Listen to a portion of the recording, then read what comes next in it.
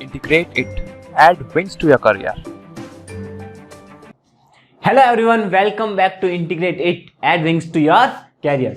सो अपन कर रहे थे इरिगेशन इंजीनियरिंग और अपना फर्स्ट लेक्चर में अपन ने देखा क्या होता है मेरा इरिगेशन इंजीनियरिंग। इरिगेशन इंजीनियरिंग क्या थी? Artificial application of water to yield maximum crop in a given crop period. तो एक गिवन क्रॉप में मेरा मैक्सिमम क्रॉप कितनी यील्ड हो रही थी। फिर इसके बाद अपन ने डिफरेंट मेथड्स देखे, क्या क्या इरिगेशन के मेथड्स हो सकते हैं, किस प्रकार मैं इरिगेशन करता हूं। 7 टाइप के मेथड देखे। फ्री एंड वाइल्ड फ्लडिंग देखा अपन ने, चेक फ्लडिंग देखा, फरो इरिगेशन मेथड, बेसिन क्या होता है, बॉर्डर क्या होता है, ड्रिप इरिगेशन मेथड क्या होता है और स्प्रिंकल क्या होता है। 7 मेथड देखे, कौन सी फसल के लिए कौन सा मेरा इरिगेशन मेथड यूज आता है सारे अपन ने देख लिए। टाइप्स ऑफ इरिगेशन क्या होता है, सरफेस इरिगेशन क्या होता है, सब सरफेस इरिगेशन क्या होता है, ये सब अपन ने देख लिया।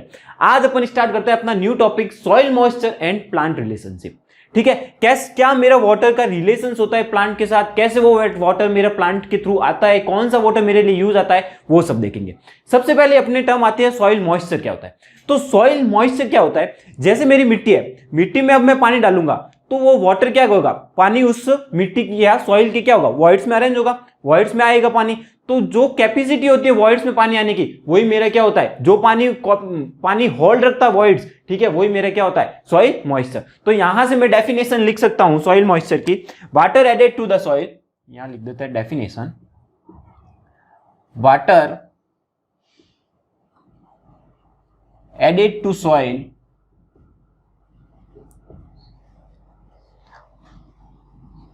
मास ड्यूरिंग इरिगेशन।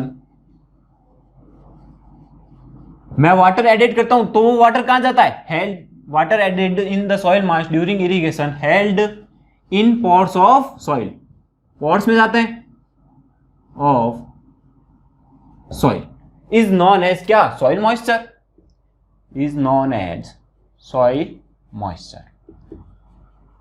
ये तो हो गया अपना सॉइल मॉइस्चर।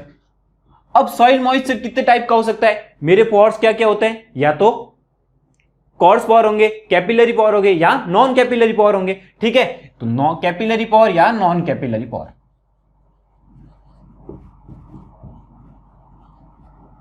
और नॉन कैपिलरी,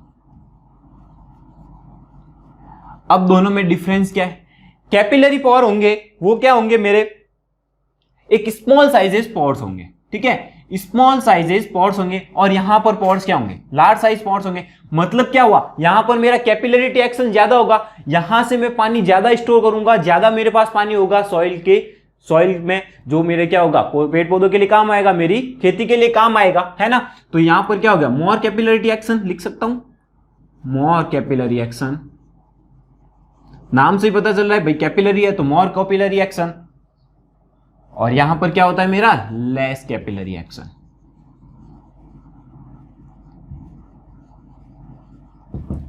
ठीक है, और मेरा क्या हो सकता है, अब यहां पर कैपिलरी एक्शन ज्यादा हुआ, मतलब मेरे पोर्स ज्यादा है, मतलब ये क्या हुआ, परमिएबिलिटी यहां पर क्या होगी, लेस या मोर, मोर परमिएबिलिटी और लेस परमिएबिलिटी। बोलो, अगर वाटर सॉइल मेरा वाटर ज्यादा अब्जॉर्ब कर रहा है, ज्यादा उसमें रिटेन रख रहा है, मतलब क्या हुआ, मेरी परमिएबिलिटी कम हुई, ज्यादा देर तक सॉइल पानी उस सॉइल में रहेगा, जो मेरे पेड़ पौधों का डायरेक्ट काम आएगा। तो यहां पर परमिएबिलिटी ज्यादा नहीं, क्या होती है, लेस परमिएबल, और यहां पर क्या हो जाएगी मेरी, मोर परमिएबल।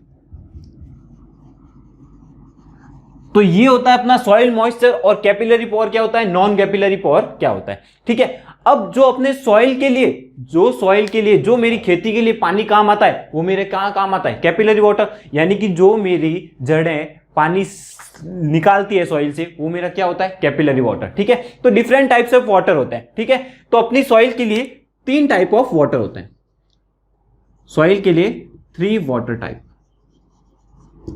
कौन कौन से होते हैं वो देख लेते हैं। पहला होता है मेरा ग्रेविटी वाटर, समझेंगे अभी क्या होता है ग्रेविटी वाटर। दूसरा आता है मेरा कैपिलरी वाटर,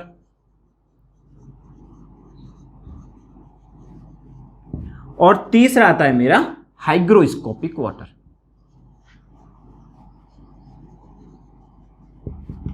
ठीक है, अब क्या होता है, जैसे मान लो ये मेरा खेत है, ये मेरा एक पेड़ लगा हुआ है,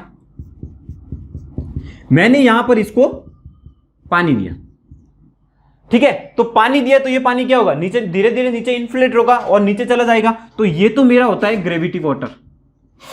अब ये डायरेक्ट रूट जोन में तो होता नहीं है, ये डायरेक्ट रूट जोन में होता नहीं है, तो ये पानी क्या मेरे डायरेक्ट रूट जोन में काम आएगा, नहीं आता। ठीक है, उसके बाद यहां तक जो वाटर होता है, ये वाटर होता है मेरा कैपिलरी वाटर।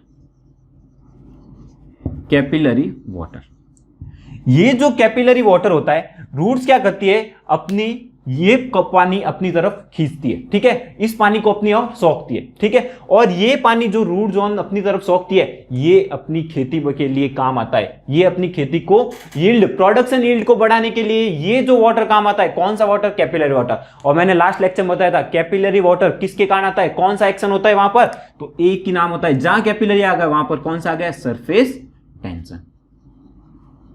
क्या आ गया, सरफेस टेंशन। यानी कि मतलब मेरे को कितना प्रेशर रिक्वायर्ड होगा, कितना force per unit area required होगा इस वाटर को लेने के लिए, वही क्या हो गया, मेरा सरफेस टेंशन हो गया। ठीक है, अब इसके नीचे जो वाटर आएगा, यहां पर क्या होगी, कुछ सॉइल होगी। ये सॉइल क्या करती है, अपने वाटर को अपनी तरफ अट्रैक्ट करके इस तरह से बांध के रखती है। ठीक है, तो मेरे को क्या होगा, ज्यादा प्रेशर रिक्वायर्ड करना पड़ेगा, ज्यादा प्रेशर चाहिएगा इस सॉइल से ये वाटर को निकालने के लिए, इस सॉइल से ये वाटर को अब्जॉर्ब करने के लिए। ठीक है, तो ये तीसरा वाटर होता है, वो क्या कहते हैं, इसको कहते हैं अपन हाइग्रोस्कोपिक वाटर। ये हाइग्रोस्कोपिक वाटर आता कहां से, ये डायरेक्ट नेचर से क्या करता है, अब्जॉर्ब करता है। ठीक है, क्या करता है, नेचर से डायरेक्ट अब्जॉर्ब करता है। नेचर में जो मॉइस्चर प्रेजेंट होता है उसको डायरेक्ट अब्जॉर्ब करता है। ये मेरा क्या होता है, हाइग्रोस्कोपिक वाटर। तो यहां पर अब क्वेश्चन आता है, क्या मेरा कौन, इन तीनों में से पहले तो मेरा कौन सा वाटर यूज आता है, किसके लिए, प्लांट के लिए, खेती के लिए। मेरा अगर मैं फसल के लिए मेरा कौन सा वाटर यूज आता है, तो फसल के लिए एक ही वाटर यूज आता है, वो है कैपिलरी वाटर। ठीक है, तो क्या मेरा ग्रेविटी वाटर यूज आ सकता है क्या फसल के लिए, ग्रेविटी वाटर जब यूज आ सकता है जब ये ग्रेविटी वाटर क्या बन जाए, कैपिलरी वाटर। मतलब ये इनफिल्ट्रेट होके क्या बन जाए, मेरा कैपिलरी वाटर में ऐड हो जाए, तब ये मेरा क्या हो जाता है, यूज आ सकता है। लेकिन हाइग्रोस्कोपिक वाटर मेरा कभी यूज नहीं आता है। ठीक है, क्योंकि इसको प्रेशर जो रिक्वायर्ड होता है वो बहुत हाई होता है, जो अपन कर ही नहीं पाते, जो मेरी खेती के लिए यूज आ ही नहीं पाता। ठीक है, अब एक स्ट्रक्चरल वाटर और होता है, लेकिन वो अपने काम का नहीं है। अपने जो काम के थे वो ये होता है, और अपनी फसल के लिए जो काम का है वो एक ही वाटर है, वो होता है कैपिलरी वाटर। और इस पे बेस्ड क्वेश्चन आता है कि कौन सा एक्शन होता है, कौन सा वाटर मेरे खेती के लिए, मेरी फसल के लिए काम आता है, तो वो कैपिलरी वाटर होता है।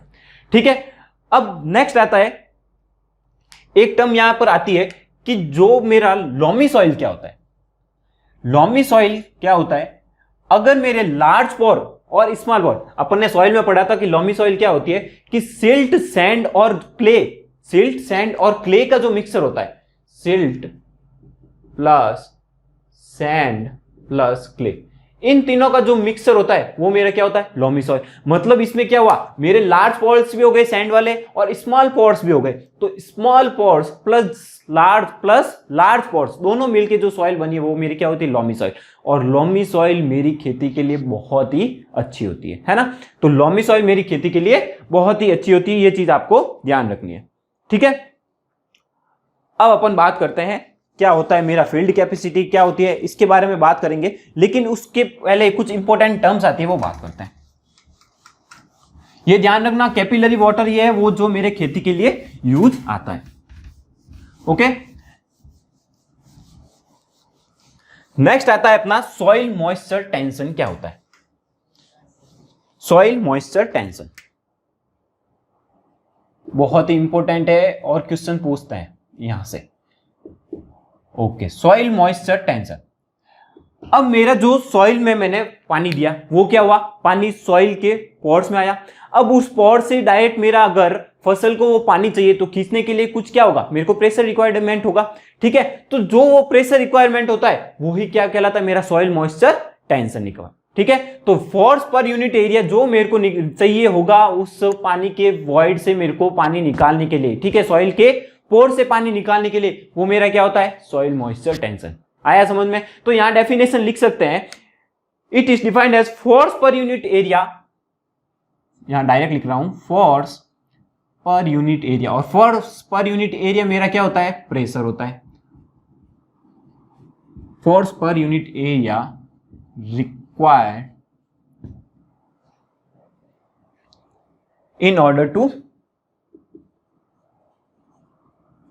in order to extract water from soil. Extract water from soil moisture. ठीक है, अब ये सॉइल मॉइस्चर टेंशन ये किससे मेजर करते हैं? तो ये मेजर करने के लिए अपन यूज करते हैं टेंसियोमीटर. ठीक है, कौन सा यूज करता है? टेंसियोमीटर. और इसकी यूनिट क्या होती है? यूनिट वही एटमॉस्फेरिक में अपन मेजर करते हैं. और मेजर करते हैं किससे? तो टेंसियोमीटर से मेजर करते हैं. टेंसियोमीटर से अपन इसको मेजर करते हैं. ठीक है, और मेरा सॉइल मॉइस्चर टेंशन है. ठीक है, सॉइल मॉइस्चर टेंशन और मेरा मॉइस्चर कंटेंट है, उसका क्या रिलेशनशिप होगा? सोचो, अगर मेरा सॉइल में मॉइस्चर कंटेंट ज्यादा होगा, ज्यादा पानी वहां पर अवेलेबल होगा, तो मेरे को कम प्रेशर चाहिएगा उसको निकालने के लिए. तो यहां पर क्या हो गया? Soil moisture tension is inversely proportional to क्या हो गया? मेरा मॉइस्चर कंटेंट. मेरा मॉइस्चर कितना प्रेजेंट है सॉइल में, उसके क्या हो गया? Inversely proportional. ठीक है, तो यहां से ये रिलेशन पूछा जाता है कि अगर मेरा सॉइल मॉइस्चर टेंशन और दे दिया और मॉइस्चर कंटेंट दे दिया, तो इनके बीच में क्या रिलेशन होता है? तो इनवर्सली प्रोपोर्शनल होता है. सॉइल मॉइस्चर टेंशन में किस में मेजर करता हूं? यूनिट एटमॉस्फेरिक होती है. और मेजर किससे करता हूं? टेंसियोमीटर से मेजर करता हूं. ठीक है, अब कुछ इंपॉर्टेंट टर्म्स आती है, जैसे क्या होती है मेरी सैचुरेशन कैपेसिटी. एक बार ये बता देता हूं, जो अपन अभी 3 वाटर पढ़े थे, कौन सा? हाइग्रोस्कोपिक वाटर, कैपिलरी वाटर और ग्रेविटी वाटर. मेरा जो कैपिलरी वाटर होगा उसमें मेरे को क्या? सॉइल मॉइस्चर टेंशन सबसे कम चाहिएगा, क्योंकि मेरे को वो इजीली अवेलेबल हो जाता है. मेरी खेती के लिए वही पानी काम आता है और इजीली अवेलेबल हो जाता है. इसलिए सॉइल मॉइस्चर टेंशन क्या होता है? सबसे कम होता है उसके लिए, है ना? आया समझ में? नेक्स्ट लेते हैं कुछ important terms like saturation capacity क्या होती है, फील्ड कैपेसिटी क्या होती है, परमानेंट विल्टिंग पॉइंट क्या होता है. बहुत ही इजी है, आराम से समझेंगे अपन. ठीक है,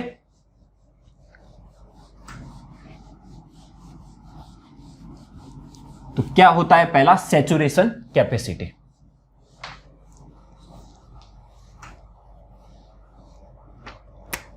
सैचुरेशन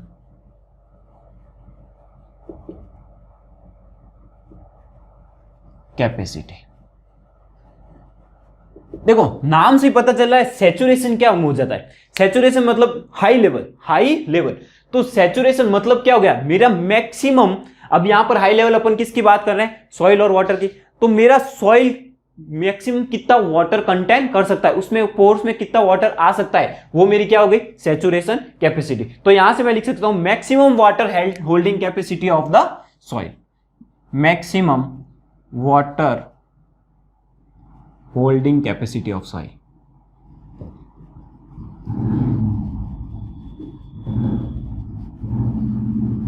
ये मेरा क्या हो जाता है? Saturation capacity. अब सोचो, सॉइल मॉइस्चर टेंशन होगा, वो सैचुरेशन कैपेसिटी पे मेरे को कितना रिक्वायर्ड होगा? तो सैचुरेशन कैपेसिटी पे मेरा सॉइल मॉइस्चर टेंशन क्या होता है? 0 होता है, क्योंकि पानी यूं ही ज्यादा है, पानी ऑलरेडी क्या होता है? ब्रिम तक पहुंच जाता है. तो मेरे क्या हो गया? जरूरत ही नहीं होता है. तो सॉइल मॉइस्चर टेंशन यहां पर मैं कितना लिख सकता हूं? कि 0 होता है. सॉइल मॉइस्चर टेंशन यहां पर मैं कितना लिख सकता हूं? 0 हो सकता है मेरा, है यानी. ठीक है, नेक्स्ट सेकेंड टर्म्स आती है अपनी field capacity.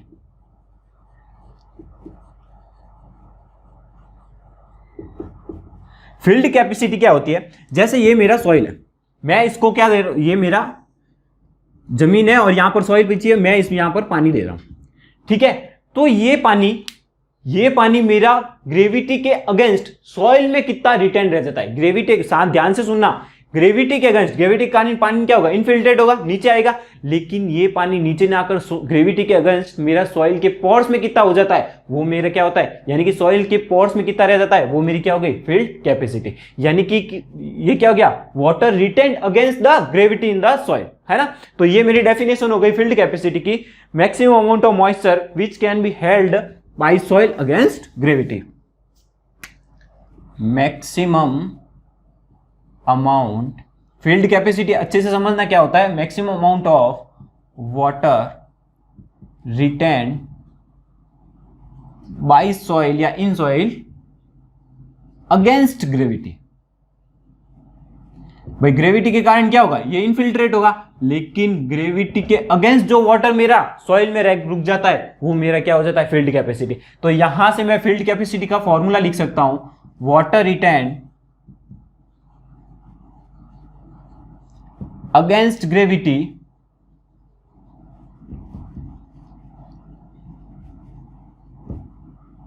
To the total water मेरा कितना ड्रेंड हुआ है, टोटल वाटर ड्रेंड।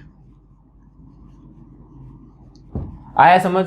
ठीक है। अब वाटर रिटेन अगेंस्ट ग्रेविटी हुआ, तो यहां पर मैं इसको लिख सकता हूं कि मेरा V volume of water retain हुआ है और उसकी गामा W उसकी क्या होगी अपॉन, अगर मैं सॉइल की बात करूं तो यहां क्या आ जाएगा गामा सॉइल और V सॉइल। आया या नहीं सही?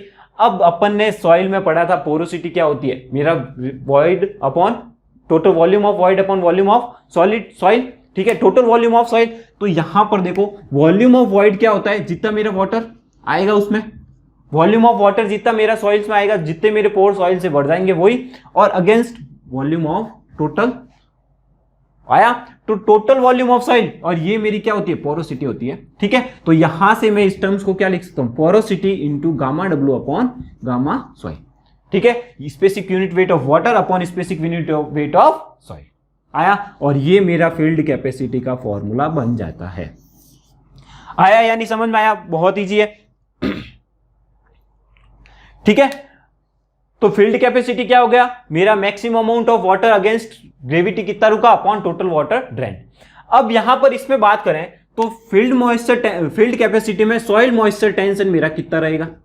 ठीक है, तो अब जो अपना वाटर होता है वो क्या आता है कैपिलरी वाटर से, क्या होती है फील्ड कैपेसिटी, एक बार वापस देख लेते हैं। जैसे ये मेरा पेड़ लगा हुआ है और ये इसकी जड़ है।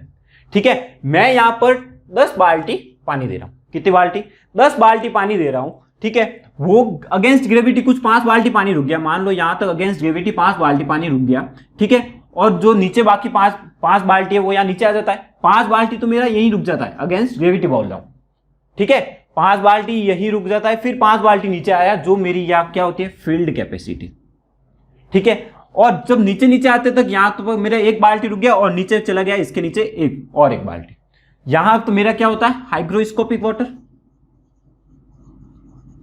अब जो वाटर फील्ड कैपेसिटी और यहां पर परमानेंट विल्टिंग पॉइंट होता है, क्या होता है मैं आगे बताऊंगा। तो जो वाटर फील्ड कैपेसिटी और परमानेंट विल्टिंग पॉइंट के बीच में होता है वही वाटर मेरा खेती में काम आता है, और जो वाटर ऊपर बच गया वो कब काम आएगा, जब वाटर ये मेरा कैपिलरी वाटर में आ जाएगा, है ना। तो ग्रेविटी वाटर कब काम आएगा, जब वो मेरा कैपिलरी वाटर में मिक्स हो जाएगा, जब वो कैपिलरी वाटर बन जाएगा। और इसको लेने के लिए मेरे को कुछ क्या चाहिए, सॉइल मॉइस्चर टेंशन रिक्वायर्ड होगी, वो कितनी होती है 1/10 टू 1/3 एटमॉस्फेरिक प्रेशर, यानी कि बहुत कम टेंशन रिक्वायर्ड होती है इसको लेने के लिए, और इसलिए ये इजी लेवल होता है, इसलिए कैपिलरी वाटर ही मेरा काम आता है किसके लिए, खेती के लिए। आया समझ में? इजी था। ठीक है, तो यहां पर मैं फील्ड कैपेसिटी के लिए क्या कह सकता हूं, ये मेरी अगर फील्ड कैपेसिटी, ये मेरा अगर कैपिलरी वाटर है तो मेरा फील्ड कैपेसिटी क्या होगा, upper layer limit of capillary water. तो फील्ड कैपेसिटी क्या होगा, upper layer limit of capillary water. आया समझ? भैया 10 बाल्टी थी, 5 बाल्टी मेरी यहीं रुक रही है ग्रेविटी वाटर में, और 5 बाल्टी से 1 बाल्टी यहां परमानेंट विल्टिंग पॉइंट आ जाता है या फील्ड कैपेसिटी, जो ये पानी होता है वो मेरा क्या हो जाता है कैपिलरी वाटर, और यही पानी मेरे को खेती के लिए अवेलेबल होता है। और जो ये पानी होता है, ठीक है, कौन सा कैपिलरी वाटर, उसकी जो अपर लिमिट होती है उसे मैं क्या बोलता हूं, फील्ड कैपेसिटी। ठीक है, नेक्स्ट पॉइंट आता है अपना परमानेंट विल्टिंग पॉइंट। तो अब देखो अपन ने अभी डायग्राम में समझा है कि मेरी फील्ड कैपेसिटी इसकी कैपिलरी वाटर की अपर लिमिट होगी, और कैपिलरी वाटर की जो लोअर लिमिट होती है परमानेंट विल्टिंग पॉइंट ही तो होती है। ठीक है, तो परमानेंट विल्टिंग क्या हो गई कि कैपिलरी वाटर की जो लोअर लिमिट होती है वो मेरी क्या हो गई, परमानेंट विल्टिंग पॉइंट। मतलब अगर इसके बाद जो भी पानी होगा, मतलब हाइग्रोस्कोपिक वाटर, वो मेरा खेती के लिए काम नहीं आता है। तो मेरा खेती के लिए काम जो कैपिलरी वाटर आता है वो क्या होता है FC माइनस PWP, जो क्या होता है मेरा खेती के लिए काम आता है। तो क्या होता है परमानेंट विल्टिंग पॉइंट, वो भी देख समझ लिया, डेफिनेशन लिख देते हैं। तो तीसरा पॉइंट आता है मेरा परमानेंट विल्टिंग पॉइंट, पूरा लिख देते हैं, permanent wilting point.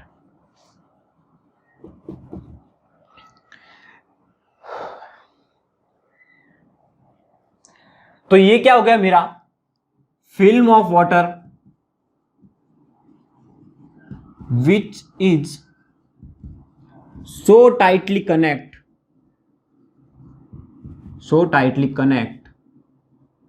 with soil so that water is not used for crop. ठीक है, तो यहां पर जो PWP होगा, परमानेंट विल्टिंग पॉइंट होगा, यहां अब जो वाटर होगा ये सॉइल से इतना कनेक्ट होता है कि मेरा सॉइल मॉइस्चर टेंशन इतना हो ही नहीं पाता है कि ये इसको यूज कर सके, मतलब ये मेरा पानी खेती में काम आ सके, तो वो मेरा क्या होगा, परमानेंट विल्टिंग पॉइंट. और परमानेंट विल्टिंग पॉइंट को और क्या लिख सकते हैं, lower limit of capillary water लिख सकते हैं या नहीं लिख सकते हैं. और क्या लिख सकते हैं, lower limit of capillary water है लेकिन upper limit of what, hygroscopic water. So ये और लिख सकते हैं upper limit of hygroscopic water. समझ आया क्या होता है मेरी फील्ड कैपेसिटी, क्या होता है मेरा परमानेंट विल्टिंग पॉइंट. वापस बता रहा हूं, फील्ड कैपेसिटी वो होगी जिस पॉइंट पे मेरा पानी इजीली क्या होगा, मेरी खेती को, मेरी फसल को, मेरी क्रॉप को इजीली अवेलेबल हो जाएगा. परमानेंट विल्टिंग पॉइंट क्या होगा, इसके बाद जो पानी होगा वो मेरे खेती के लिए अवेलेबल नहीं होगा, वो मेरी क्रॉप के लिए अवेलेबल नहीं होगा.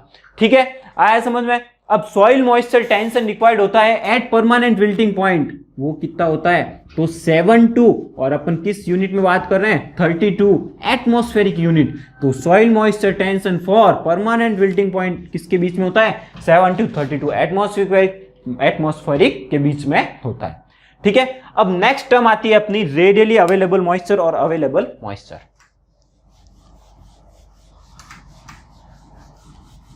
सॉइल मॉइस्चर टेंशन याद रखना किसके लिए कितना होता है.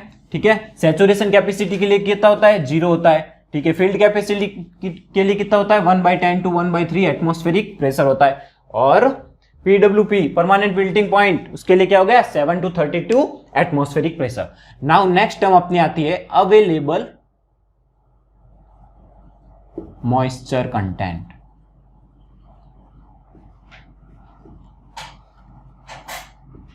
अवेलेबल मॉइस्चर कंटेंट क्या हुआ, नाम से पता चल रहा है जो मेरा अवेलेबल रहेगा, किसके लिए, अब कर रहे हैं खेती तो क्रॉप के लिए जो पानी मेरा अवेलेबल रहेगा वही क्या होता है, मेरा अवेलेबल मॉइस्चर कंटेंट. और अवेलेबल मॉइस्चर कंटेंट क्या होता है, मैंने कहा मेरा सॉइल खेती के लिए कौन सा पानी यूज आ रहा है, तो भैया कैपिलरी वाटर. और कैपिलरी वाटर होता क्या है कि भैया मेरा जो FC और PWP के बीच में जो वाटर होता है वो मेरा क्या होता है, कैपिलरी वाटर होता है. तो कैपिलरी वाटर तो क्या होगा, ये एक तरह से क्या होता है, कैपिलरी वाटर. तो यहां फिर मैं यहां से इससे लिख देता हूं available moisture content is equal to FC minus PWP.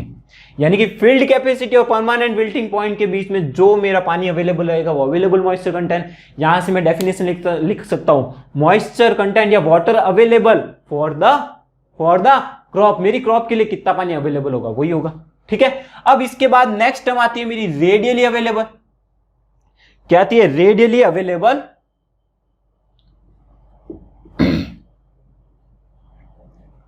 Radially available moisture content.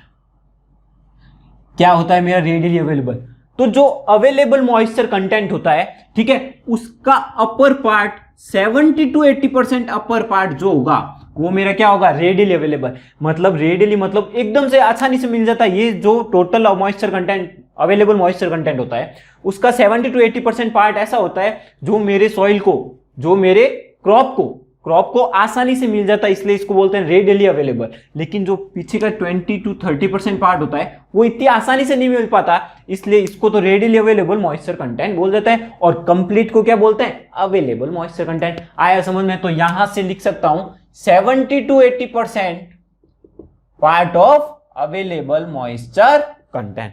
आया समझ में, रेडियली अवेलेबल और अवेलेबल मॉइस्चर कंटेंट क्या होता है. ठीक है, आया समझ, बहुत ईजी है.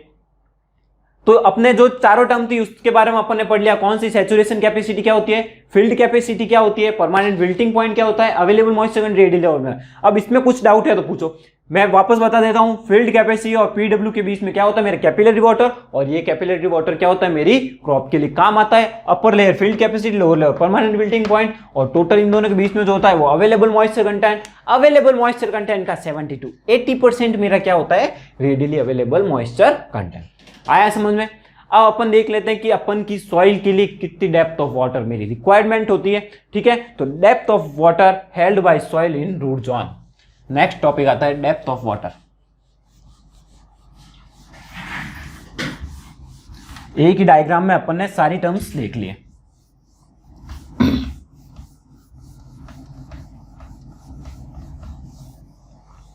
तो आता है next, depth of water held by soil in root zone. Depth of water held by soil in root zone. अब अभी अपन ने बात की कि मेरी जो रूट जोन में कितना डेप्थ ऑफ वाटर, यानी कि एफसी माइनस पीडब्ल्यूपी वाटर जो अवेलेबल होगा वही तो मेरा काम आएगा किसमें, क्रॉप में। ठीक है, तो इसी से रिलेटेड एक फॉर्मूला बनता है कि अगर ये मेरा अगर जमीन है, ये मेरा खेत है, और यहां पर मेरी क्या होती है, ये इसकी जड़ें हो गई। ठीक है, ये पेड़ लगा हुआ है अपना। ठीक है, यहां मेरी खेती हो रही है। ठीक है, अगर मेरी रूट जोन की डेप्थ डी डैश है और इसमें मैं वाटर अप्लाई कर रहा हूं कुछ, मान लो डी। ठीक है, तो डेप्थ ऑफ वाटर कितना अप्लाई करूंगा, तो डेप्थ ऑफ वाटर यहां लिख देता हूं, डेप्थ ऑफ वाटर। अब मैं डेप्थ ऑफ वाटर किस किस के करस्पॉन्डिंग अप्लाई करूंगा, तो मान लो मैंने पहला ले लिया depth of water corresponding to field capacity, तो इसका फॉर्मूला डायरेक्ट होता है F C into field capacity corresponding ले रहा हूं तो field capacity into gamma soil into depth of root zone upon gamma of water. ठीक है, तो मेरे को कितनी डेप्थ ऑफ वाटर रिक्वायर्ड है, D depth of water corresponding to what, field capacity is field capacity into gamma soil into D upon gamma water. अगर मेरे को बोल दिया कि पीडब्ल्यूपी के रेस्पॉन्ड में कितना होगा, F C of water corresponding to permanent wilting point, तो D इज इक्वल टू कितना होगा, PWP into gamma soil into D dash upon gamma of water. आया समझ?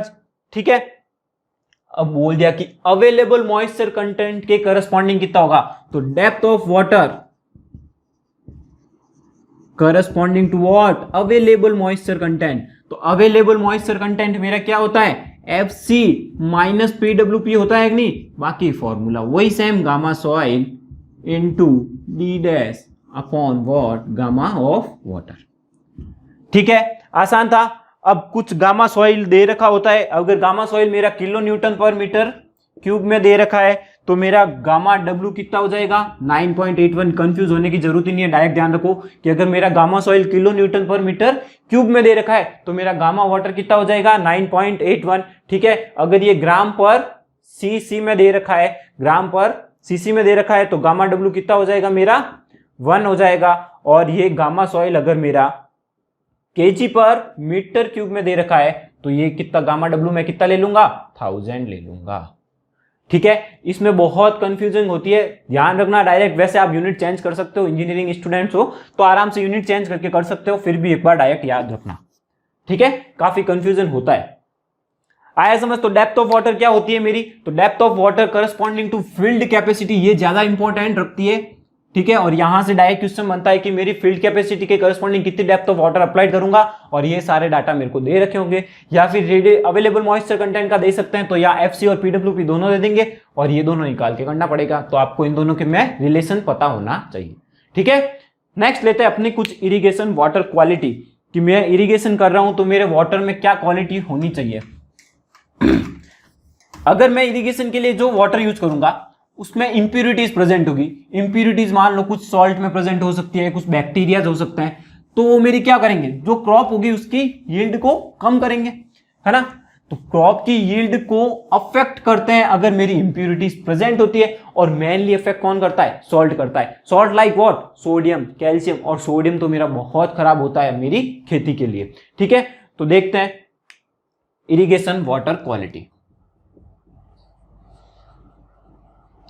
Irrigation water quality. ठीक है, अब डिफरेंट टाइप की इरिगेशन वाटर क्वालिटी होती है। अब water containing some salts, some bacteria which affect the crop of yield, वही होता है मेरा इरिगेशन वाटर क्वालिटी। अब कौन कौन सी क्वालिटी वाटर को, कौन कौन सी इंप्योरिटीज होती है वाटर में जो मेरी क्रॉप की यील्ड को अफेक्ट करता है, वो देख लेते हैं। तो फर्स्ट आता है मेरा सेडिमेंट कंसंट्रेशन, सेडिमेंट कंसंट्रेशन। तो समझेंगे सेडिमेंट कंसंट्रेशन क्या होता है।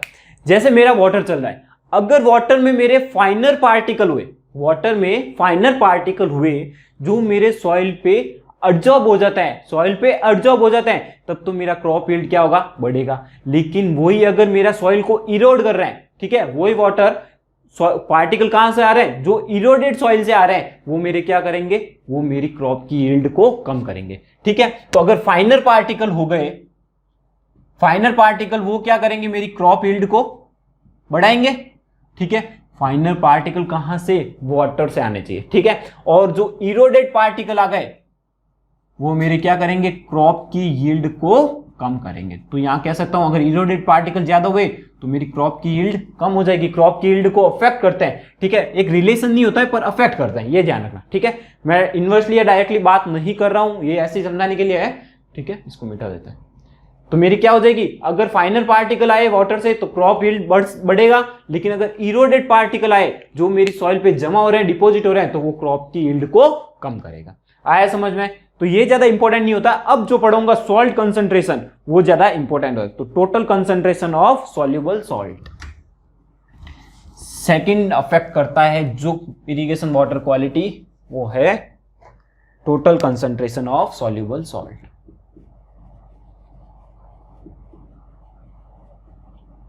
ऑफ सॉल्युबल सॉल्ट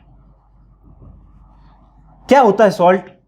जब मेरे वाटर में, वाटर के साथ Na+, Ca+ यानी कि सोडियम, कैल्शियम, मैग्नीशियम, ये सब प्रेजेंट होता है, तो सोडियम क्या करता है, एक जिलेटिनियस टाइप में कुछ बना देता है। ठीक है, जिलेटिनियस टाइप में बना के वो क्या करता है, जो सॉइल पार्टिकल्स के बीच में वॉइड होते हैं, ये मेरे सॉइल पार्टिकल है, इसके बीच में ये वॉइड होते हैं, वहां पर आ जाता है। ठीक है, और क्या करता है, इस सॉइल की जो मॉइस्चर होल्डिंग कैपेसिटी है उसको क्या कर देता है, कम करता है। अगर मॉइस्चर होल्डिंग कैपेसिटी कम हो गई तो मेरा क्रॉप क्या इस सॉइल से पानी ले पाएगा, नहीं ले पाएगा। इसलिए ये क्या होते हैं, इसकी प्रोडक्शन कम हो जाती है, क्रॉप को पानी नहीं मिलता है और इसकी यील्ड कम हो जाएगी। ठीक है, तो कैसे अफेक्ट करता है, तो salt of calcium, magnesium and sodium present in the irrigation water क्या करता है, मेरी चेंज करता है पीएच में। और अब मेरी सॉइल की मैक्सिमम पीएच कितनी होनी चाहिए, मैक्सिमम पीएच 11 होनी चाहिए। ये क्या करता है, पीएच को चेंज कर देता है, पीएच को बढ़ा देता है। ठीक है, इसके कारण क्या हो जाती है, मेरी सॉइल इनफर्टाइल हो जाती है। ठीक है, पीएच मैक्सिमम कितनी हो सकती है सॉइल की, मेरी खेती के लिए मैक्सिमम 11 हो सकती है। आया समझ में? इजी था। ठीक है, अब कंसंट्रेशन ऑफ सॉइल कैसे निकालते हैं, उसके लिए एक डायरेक्ट फॉर्मूला होता है मेरा, concentration of salt in soil solution, concentration of salt in soil solution।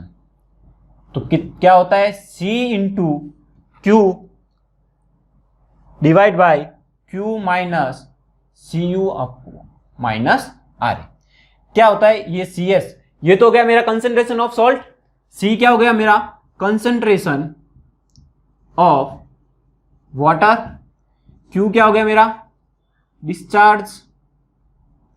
RE क्या हो गया, अफेक्टिव रेनफॉल। और CU मेरा क्या होता है, कंजप्टिव यूज। कंजप्टिव यूज क्या होता है मैं आगे बताऊंगा आपको। कंजप्टिव यूज जो मेरा इवोपो ट्रांसपोर्टेशन को, अफेक्ट को नेग्लेक्ट करने के लिए जो वाटर मेरे को अवेलेबल चाहिए होता है, वो होता है मेरा कंजप्टिव यूज। ठीक है, तो ये पर यहां पर डायरेक्ट फॉर्मूला होता है concentration of salt in water. ठीक है, तो यहां पर कंसंट्रेशन ऑफ सॉल्ट निकालनी है। ठीक है, वो क्या होता है, C into Q upon Q minus CU minus RE। ठीक है, ये मेरा फॉर्मूला होता है और डायरेक्ट यहां से क्वेश्चन पूछा जाता है कि कंसंट्रेशन ऑफ सॉल्ट इसमें से क्या होती है। ठीक है, किस पे अफेक्ट करती है, किस पे अफेक्ट नहीं करती है। अब सॉल्ट कंसंट्रेशन को मैं किस पे मेजर करता हूं, सॉल्ट कंसंट्रेशन को मैं पीपीएम, और पीपीएम क्या होता है मेरा मिलीग्राम पर लीटर, अपन ने एनवायरमेंट में बहुत अच्छे से पढ़ा था। ठीक है, अब ये किस बेसिस पे मैं मेजर करता हूं, अगर सॉल्ट की बात आती है तो मेजर के लिए भी मेरा एक ही पॉइंट होता है, वो होता है इलेक्ट्रिक कंडक्टिविटी। और इलेक्ट्रिक कंडक्टिविटी अपन एक टेम्परेचर पे बात करें तो वो होता है 25 डिग्री सेंटीग्रेड टेम्परेचर में, और ये भी अपन ने एनवायरमेंट में कहीं कनेक्टेड था, देखा था ना, यस सेम वही आ रहा है। ठीक है, अब मेरा होता है conjunctive use. Conjunctive use term आया, ये क्या होता है, जैसे मैंने बताया conjunctive use of water is water to meet. अब वाटर मेरा क्या, इवापोरेशन और ट्रांसपीरेशन के कारण जो लॉस हुआ है उसको मीट करने के लिए जो मैं वाटर यूज करता हूं, that is what, conjunctive use of water. Got it. तो यहां पर मैंने सारी टर्म समझ लिए। ठीक है, अब मेरी सॉइल कंसेंट्रेशन में किस पे निकाल रहा हूं, electric conductivity eight 25 degree centigrade पे। ठीक है, तो अपन ने यहां तक पढ़ लिया है। ठीक है, और देख लेते हैं, इस पे ऊपर एक टेबल बेस्ड है जहां पर जिसपे से क्वेश्चन आता है। ठीक है, तो देख लेते हैं किस पे क्वेश्चन आता है। अगर मेरी कंसेंट्रेशन ऑफ सॉल्ट 2000 से ज्यादा होगी तो वो मैं वाटर किसी भी क्रॉप के लिए यूज नहीं कर सकता। ठीक है, तो यहां से लिख देते हैं, अगर मेरी concentration of salt is greater than 2000, क्या होती है 2000 ppm। ठीक है, तो injurious for all type of soil.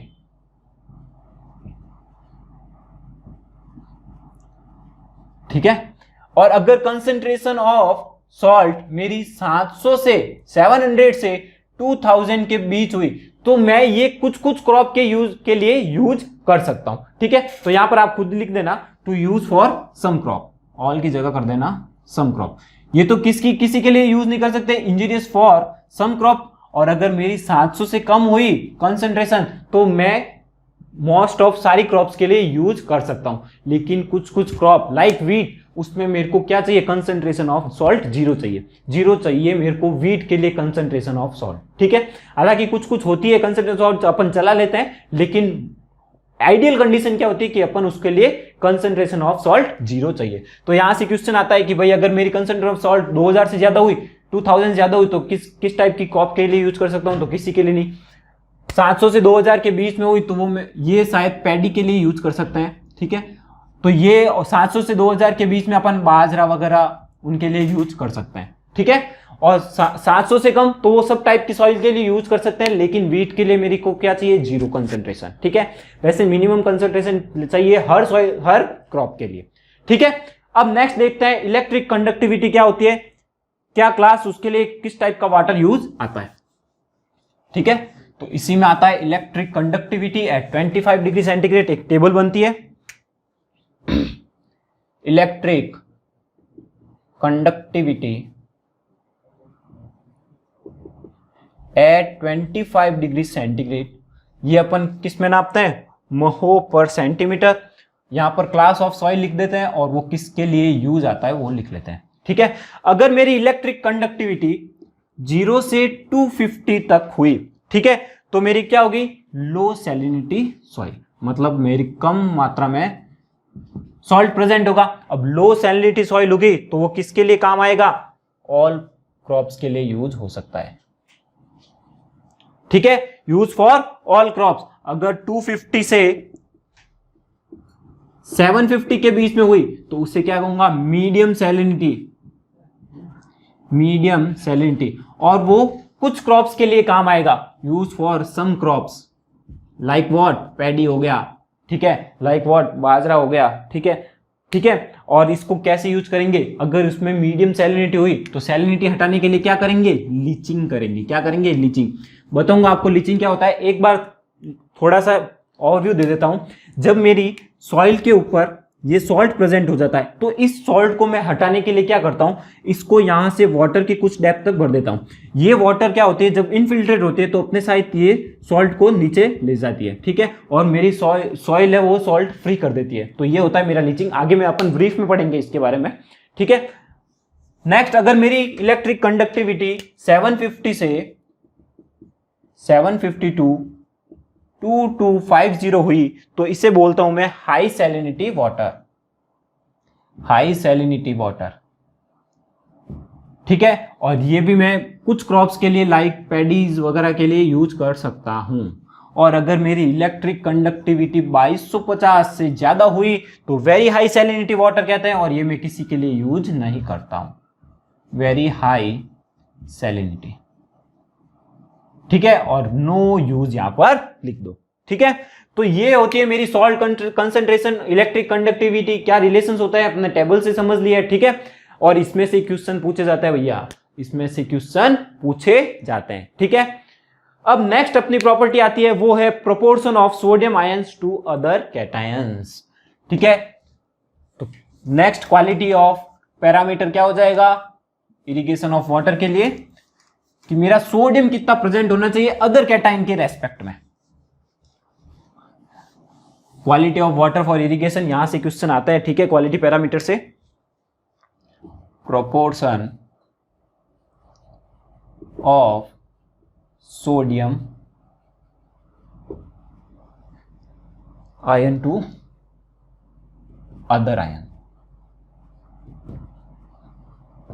देखो मैंने अभी बताया था, अगर मेरे सोडियम ज्यादा होंगे पार्टिकल्स तो वो क्या करेगा, सॉइल के जो वॉइड्स में वहां पर मेरा सोडियम पार्टिकल आ जाएगा, और सोडियम वहां पर आ गया मतलब क्या होगा, मेरा वॉइड तो सोडियम ने ले लिया, अब मेरा पानी उस सॉइल में आ ही नहीं सकेगा, और पानी अगर नहीं आ पाएगा तो मेरा वाटर जो अवेलेबल ही नहीं रहेगा किसके लिए, मेरी क्रॉप के लिए, तो यील्ड क्या हो गई, कम। तो ये वाटर की इंप्योरिटीज मेरे वाटर की यील्ड, सॉरी क्रॉप की यील्ड को क्या कर देती है, कम कर देती है। ठीक है, मोर, तो यहां पर लिख सकते हैं मोर सोडियम, अगर मेरा सोडियम ज्यादा हुआ, ठीक है, तो क्या होगा, वॉइड फिल्ड बाय सोडियम, और वॉइड अगर सोडियम से फिल्ड हो गया मतलब क्या होगा, मेरा वाटर अवेलेबल कम हो गया, water filled in voids decrease, और वाटर अगर डिक्रीज हो गया तो मेरी क्रॉप का यील्ड क्या हो जाएगा, डिक्रीज हो जाएगा।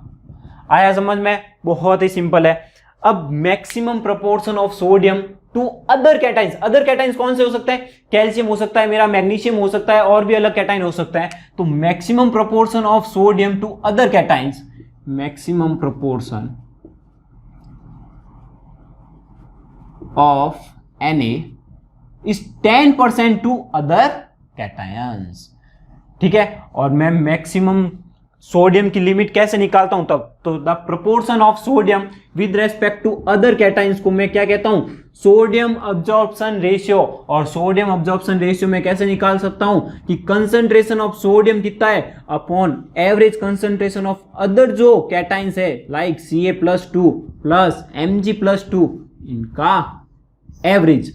तो ये इसका फॉर्मूला होता है सोडियम अब्जॉर्प्शन रेशियो, कि मेरी कंसंट्रेशन ऑफ सोडियम कितना है with respect to what, concentration of other cations के रेस्पेक्ट में। तो अदर एवरेज ले लिया, अदर रेस्पेक्ट का, ठीक है, अदर का एवरेज ले लिया, और उसके रेस्पेक्ट में मेरा सोडियम कितना है, वो मेरा क्या होता है, सोडियम अब्जॉर्प्शन रेशियो।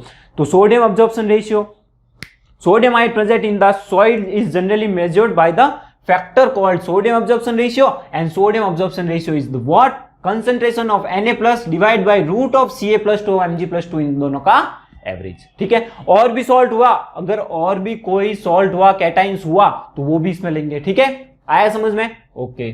मेनली यही प्रेजेंट होते हैं, इसलिए अपन फॉर्मूला में यही करते हैं। अब सोडियम अब्जॉर्प्शन रेशियो के लिए एक टेबल बनती है, कौन सी कितना होना चाहिए। ठीक है, अगर ज्यादा हो तो कौन सी सॉइल के लिए यूज, कौन सी क्रॉप के लिए मेरा यूज आ सकता है, तो यहां पर एक टेबल बना देते हैं। सोडियम अब्जॉर्प्शन रेशियो, ठीक है, टाइप्स ऑफ वाटर और यूज। ठीक है, अगर मेरा सोडियम अब्जॉर्प्शन रेशियो 0 से 10 के बीच में हुआ तो ये क्या होगा, लो सोडियम वाटर। 10% मैंने बोला था अदर कैटाइन के रेस्पेक्ट में, तो 0 से 10 होता है तो लो सोडियम वाटर, और low sodium water use for all crops आ जाता है। ठीक है, 10 से 16 के बीच में हुआ, ठीक है, 10 से 16 के बीच में हुआ तो वो क्या हो गया, मेरा मीडियम सोडियम वाटर। ठीक है, और ये क्या होती है, जहां पर मेरी सॉइल कोर्स ग्रैंड होती है वहां पर मेरा यूज आता है। और 16 से 22 के, सॉरी यहां पर 18 होता है, 10 से 18, और 18 से अगर 26 के बीच में हुआ तो ये मेरा आता है high sodium water. High sodium water, और हाई सोडियम वाटर ये इसको यूज करने के लिए क्या करेंगे, लीचिंग करेंगे, और लीचिंग करने के बाद ये क्रॉप्स के लिए यूज आ सकती है मेरी सॉइल। ठीक है, तो यहां पर क्वेश्चन आ सकता है कि मेरा सोडियम अब्जॉर्प्शन रेशियो अगर 10 है, 11 है, 13 है, कुछ भी दे दिया तो वो किस टाइप का वाटर होता है, और ये एसएससी में 1-2 बार इस टाइप के क्वेश्चन आ चुका भी है।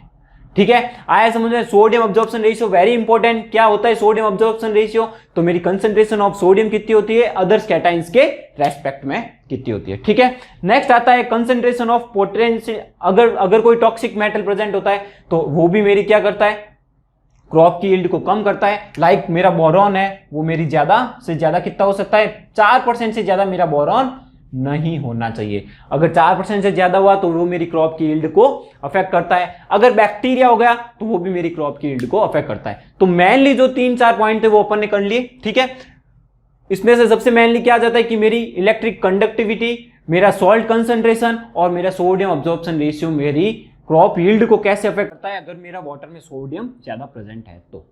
ठीक है, तो आज अपन ने क्या किया कि सॉइल मॉइस्चर और प्लांट में क्या रिलेशनशिप होता है, क्या मेरी फील्ड का, क्या मेरे डिफरेंट टाइप ऑफ वाटर होते हैं, ग्रेविटी वाटर क्या होता है, हाइग्रोस्कोपिक वाटर क्या होता है, कैपिलरी वाटर क्या होता है, प्लांट के लिए कौन सा वाटर यूज आता है, तो कैपिलरी वाटर यूज आता है। ठीक है, फील्ड कैपेसिटी क्या होती है, परमानेंट विल्टिंग पॉइंट क्या होता है, अवेलेबल मॉइस्चर कंटेंट क्या होता है, ये सारे अपन ने देखे। इसके बाद मेरी वाटर क्वालिटीज क्या होनी चाहिए, क्या होता है मेरा सोडियम अब्जॉर्प्शन रेशियो, क्या होती है मेरी सॉल्ट कंसंट्रेशन, ये सारा देख लिया। और इसमें से बहुत सारे क्वेश्चन बनते हैं और बहुत सारे क्वेश्चन आते हैं, उसकी प्रैक्टिस भी करेंगे। कब करेंगे, नेक्स्ट लेक्चर से करेंगे। ठीक है, तो मिलते हैं नेक्स्ट लेक्चर के लिए, तब तक बने रहिए इंटीग्रेटेड के साथ। Thank you so much. Thank you for watching the video. Please like, share and subscribe the channel Integrated.